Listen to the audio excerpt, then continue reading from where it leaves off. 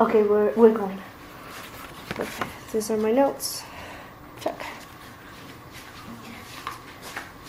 Good afternoon, everyone, and thank you for coming. So today I'm going to be presenting to you guys my speech number 4 for my communication class, and it's going to be a little different from the previous one because we're going to be using visual aids, so that way you guys can have a better understanding of the process that I'm going to be bringing up. So without further ado, let's begin. So we know that nowadays it's very common to see homemade products and organic products in the stores. So me trying to figure out, hey, what can I do with this trend? I discovered the format of making soap. This allows me to modify and just create all the soaps that we want to use at home, and also I can ensure that there's no harsh chemicals in the soaps that we use at home. So when making soaps, we do need to be aware of some dangers. We're going to be working with chemicals, we're going to be working with hot fluids, and we're going to be working with fumes that are going to be generated from those mixtures. So for us to deal with those risks, we should wear our PPE, which is our personal protective equipment. That includes gloves for us to not touch anything that's too hot or to have any splashes touch our skin. It also includes, you can wear glasses, you can wear goggles, but you always want to wear something in your eyes, so that way those fumes don't irritate your eyes or you don't get any soap in your eyes. So other than that, you can have a thermometer, because like I said, you're going to be working with different mixtures and you got to monitor those temperatures constantly. And last but not least, you should always choose a well-ventilated area before you start making soap. For example, if I wanted to start making soap right now, it wouldn't be a good idea because this is a closed area. So you need to have a window near you or some way for those fumes to just get out of the way. So once you've mitigated all those risks, then we can move to what is the soap making process and the ingredients. So I got the list of ingredients from wellnessmarla.com. They're very simple ingredients, and they're very different, pretty much. So the first ingredient is going to be our chemical component, which is lye. This we got going on. And then we're going to have our oils and fats.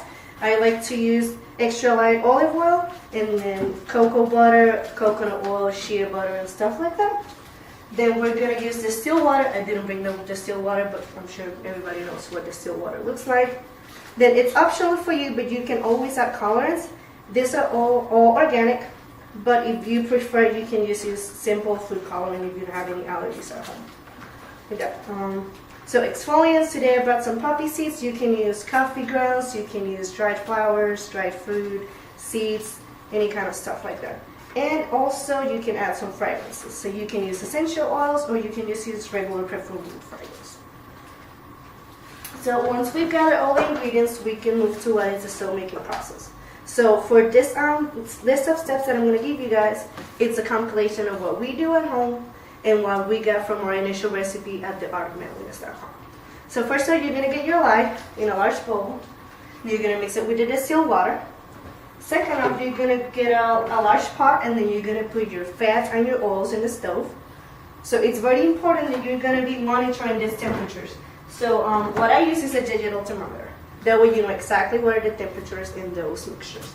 So once the lye cools down to 120 and the fats raise it all the way to 120, then you take those two mixtures and you combine them in a third bowl. In that third bowl, then you're gonna get a stick blender, and then you're gonna start mixing those ingredients together. Very important that stick blender, it's only gonna be for soap. You don't want to use that stick blender to make pancakes or to make any kind of food items because you don't want those chemicals to get in your food, right? So once you got all those things mixed up, then you can have fun, and then you can add some colorants, you can add some poppy seeds, coffee grounds. You can even use coffee as your base if you don't want to use water. And your fragrances. So once you get all the ingredients mixed well together, then you're going to proceed to grease your molds. You're going to grease your molds either with one of the oils and fats that you use, or you can just use regular cooking spray. So once you grease the molds, then you're going to put that mixture into your molds, and then you're going to let them sit in there for 30 days. So why? You have to set them for 30 days because you want all those chemicals and ingredients to mix well together in what's going to be a bar of soap. So after you do that, then you can either cut your soap or you can just remove it from the molds as you want, depending on your design. So once you have a clear understanding of what is the soap making process and you've done it a few times, then you can just begin having a little bit more fun and get creative with different designs and stuff like that. So one of my favorite ones is using molds. So I brought you guys some molds. So these are silicone molds. They're perfect to use with soap because they're resistant to high temperatures. So if you don't have a soap store in your home or a Michael's, you can always go to a bakery store and just use the same thing. This could be for brownies and stuff, but we use it for soap. So this is one of the soaps that we made Valentine's Day last year. So organic. And then, so we were thinking one day, hey, why don't we try to make soaps in different shapes? So we got a PVC pipe. We shut the bottom part, we grease it, and then we were able to make round soap. So if you are more skilled, like my mother-in-law, Margaret, she's really good with colors and stuff, so she made this ones. Right, and then this is obviously my son's favorite one, Minecraft. Some designs that I found online that I'm going to show you guys here, because I'm honestly not that skilled yet, which is using dried flowers. They're really beautiful. I think you guys can see it there.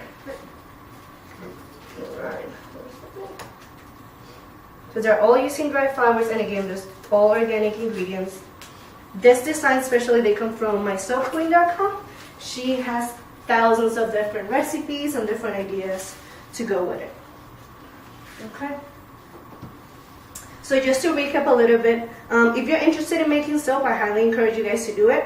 It's fun and it can be a source of income. So we do need to be sure that we mitigate all those risks and dangers. After we do that, we have to follow all the steps, step by step. And then later on, then you can get creative. You can add your own fragrances, your own exfoliants, and things of that nature that you would like. I hope you guys enjoy the speech and have a good day. Thank you. How much was it? $6.50. Give it.